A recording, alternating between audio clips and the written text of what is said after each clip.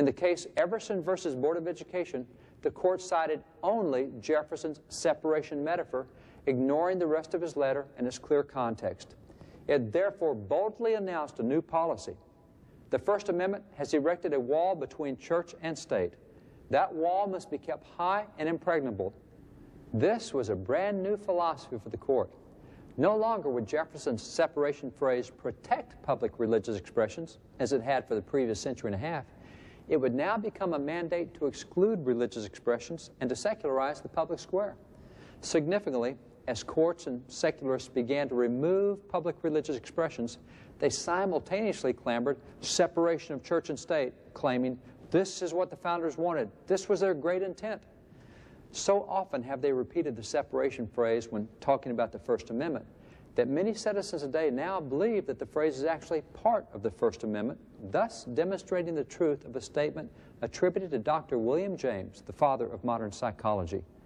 There is nothing so absurd, but if you repeat it often enough, people will believe it.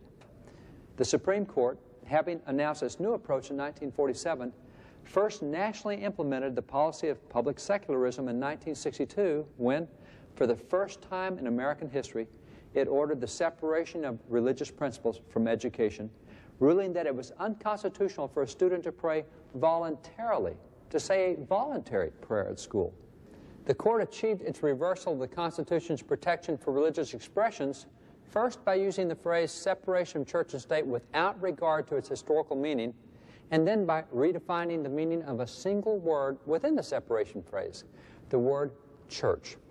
For nearly 2 centuries prior to that case, the word church in the phrase separation of church and state was defined to mean a federally established national denomination, such as was represented by the Baptists or Catholics or Anglicans or Presbyterians or whatever. However, in 1962, the court decided that the word church would no longer mean a religious institution, it would now mean a religious activity. So instead of the First Amendment being used to prevent the federal government from setting up a national denomination, which voluntary prayer certainly did not do, it now meant that the federal government must not allow a public religious activity, which voluntary prayer certainly was. Jefferson